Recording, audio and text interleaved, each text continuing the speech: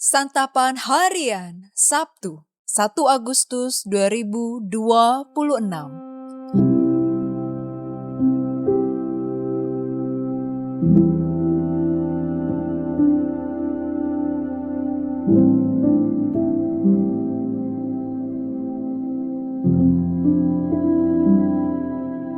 Inilah program Santapan Harian, sebuah program yang mengajak Anda menelusuri isi Alkitab, agar Anda menemukan makna firman Tuhan sesuai dengan konteksnya. Santapan Harian tertuju bagi Anda yang ingin memiliki kehidupan rohani yang segar, kuat, dan sigap.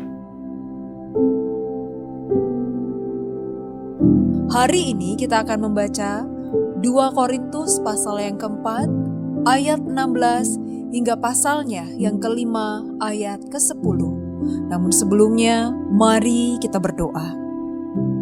Bukalah hati kami saat firman-Mu dibacakan. Biarlah setiap katamu menjadi pelita yang menuntun langkah hidup kami. Dalam keteduhan bersama-Mu ya Kristus, kami memohon. Amin. 2 Korintus 4 ayat 16 sampai 5 ayat yang ke-10. Sebab itu kami tidak tawar hati, tetapi meskipun manusia lahiriah kami semakin merosot, manusia batiniah kami diperbarui dari hari ke hari. Sebab penderitaan ringan yang sekarang ini akan menghasilkan bagi kami kemuliaan kekal yang melebihi segala-galanya, jauh lebih besar daripada penderitaan kami. Sebab kami tidak memperhatikan yang kelihatan, melainkan yang tidak kelihatan, karena yang kelihatan adalah sementara, sedangkan yang tidak kelihatan adalah kekal. Karena kami tahu bahwa jika kemah tempat kediaman kita di bumi ini dibongkar, Allah telah menyediakan suatu tempat kediaman di surga bagi kita, suatu tempat kediaman yang kekal, yang tidak dibuat oleh tangan manusia. Selama kita di dalam kemah ini kita mengeluh, karena kita rindu mengenakan tempat kediaman surgawi.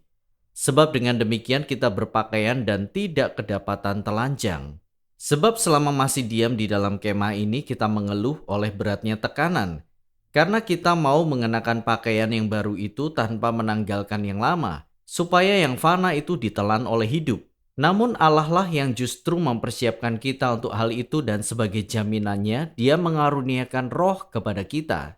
Karena itu hati kami senantiasa tabah, meskipun kami sadar bahwa selama kami mendiami tubuh ini, kami masih jauh dari Tuhan.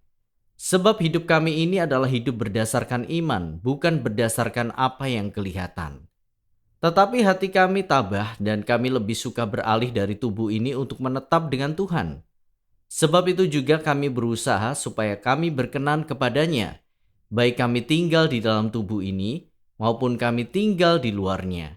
Sebab kita semua harus menghadap tahta pengadilan Kristus, supaya setiap orang memperoleh apa yang patut diterimanya sesuai dengan yang dilakukannya dalam hidupnya ini, baik ataupun jahat.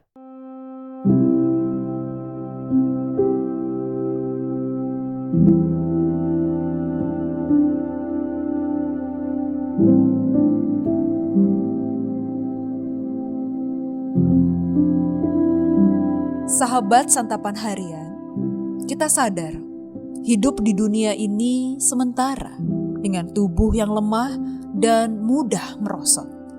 Namun Paulus mengingatkan bahwa kelemahan tubuh itu bukan akhir segalanya.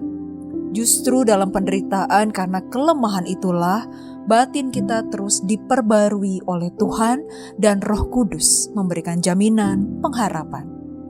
Inilah yang di sini diajarkan oleh Rasul Paulus. Dalam pelayanannya kepada jemaat di Korintus, Rasul Paulus dipandang tidak sempurna karena kondisi tubuhnya yang semakin merosot. Hal ini benar karena ia memiliki duri dalam daging. Walau demikian, ia tidak tawar hati. Ia menyadari bahwa ia bukan hanya manusia lahiriah yang lemah, tetapi juga manusia batiniah yang perlu selalu diperbarui. Ia tidak hanya melihat penderitaan, tetapi ia memperhatikan kemuliaan kekal yang jauh lebih besar. Kepada jemaat yang sedang menderita, Paulus mengajarkan bahwa tubuh fisik mereka adalah kemah yang sementara. yang akan dibongkar dan diperbarui menjadi tempat kediaman surgawi yang kekal. Sebenarnya jemaat bukan lagi orang berdosa yang telanjang, melainkan orang-orang percaya yang berpakaian baru. Namun, selama pakaian lama masih ada, penderitaan akan terus ada. Walau demikian, jemaat tidak perlu menjadi tawar hati, karena hidup baru itu sudah dipersiapkan dan jaminannya adalah Roh Kudus. Paulus sendiri juga ingin terus tetap dengan Tuhan, dan ia tetap tabah dalam iman. Justru selama ia masih melayani, ia berusaha sebaik-baiknya, supaya pada akhir pelayanannya Tuhan berkenan kepadanya dan ia memperoleh upahnya. Di dalam Tuhan ada yang selalu baru.